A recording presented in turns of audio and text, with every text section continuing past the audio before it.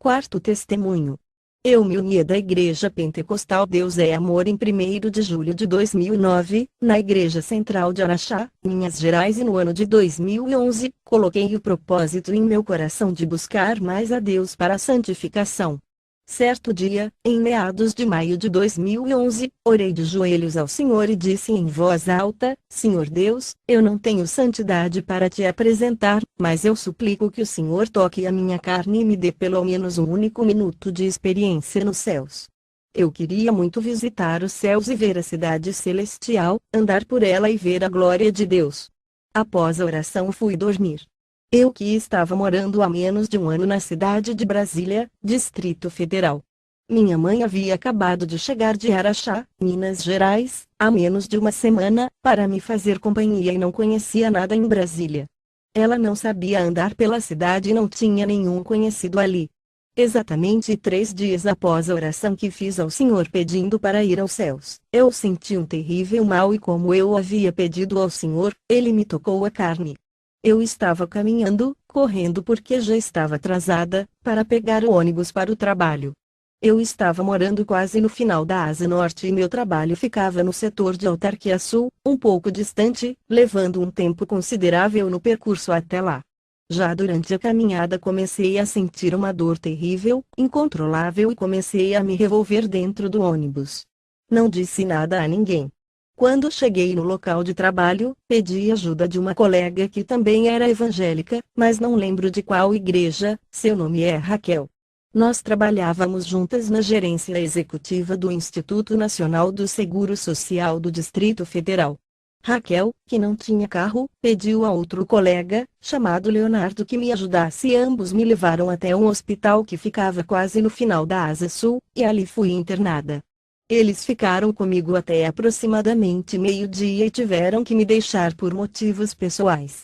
Eu não tinha como pedir a ajuda de minha mãe porque ela não sabia como chegar no hospital e porque eu não sabia e não tinha a menor condição de explicar como chegar no local. Não irei entrar em detalhes porque meu testemunho não é sobre a minha provação, mas sobre a experiência que tive com Deus. Resumindo, ali permaneci sendo atendida sozinha no pronto-socorro do hospital. Por problemas administrativos fiquei passando muito mal sem ser alimentada. Depois, acabei sendo liberada para poder me alimentar por conta própria e ir embora sozinha, ainda passando mal porque o médico que me atendeu esqueceu de solicitar minha internação na clínica e foi embora. Saí muito mal, mas com a graça de Deus consegui chegar em minha casa, após atravessar do fim da Asa Sul para a Asa Norte de Brasília e caminhar do eixão até uma das últimas ruas paralelas da Asa Norte, onde eu morava. Cheguei em casa e não tive como comprar o remédio para a dor porque ele era controlado e outra médica que acabou me dando alta porque o médico que me atendeu foi embora esquecendo de mim, me passou uma receita, mas o medicamento era controlado e ela também esqueceu de me fornecer a receita própria que deveria ficar retida na farmácia. Assim, me restou a opção de orar e fui orar. Não conseguia dormir por causa da dor insuportável.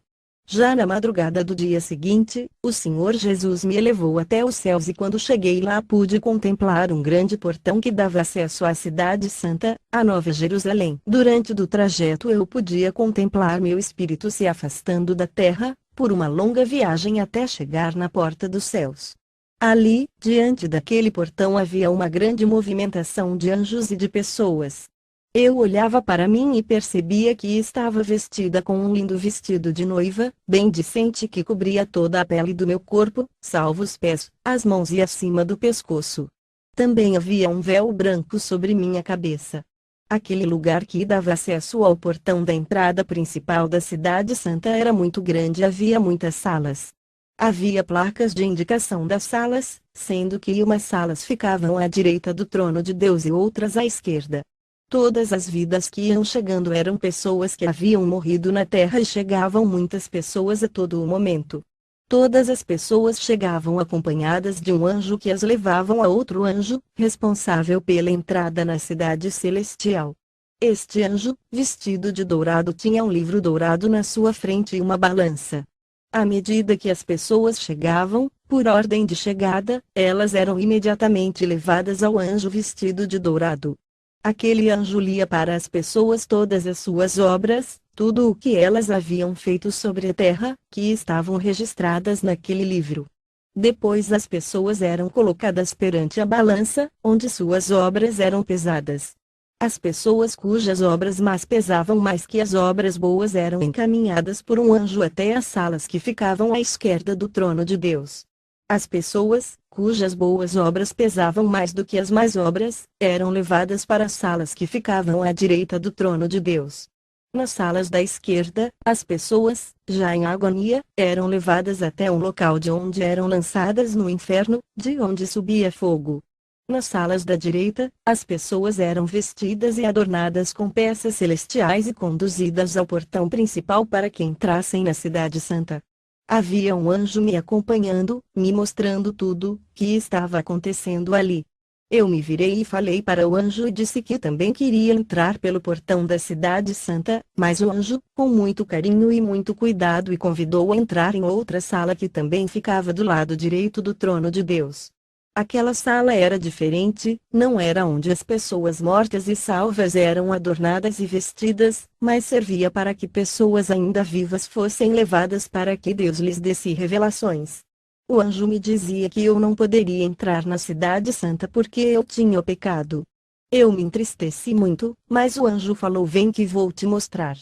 O anjo colocava uma luz celestial sobre meu vestido de noiva, uma luz muito especial, diferente de qualquer luz que existe na terra. Quando olhei para meu vestido que estava sendo clareado por aquela luz celestial, pude ver que ele não era branco como eu enxergava antes, mas que ele era acinzentado.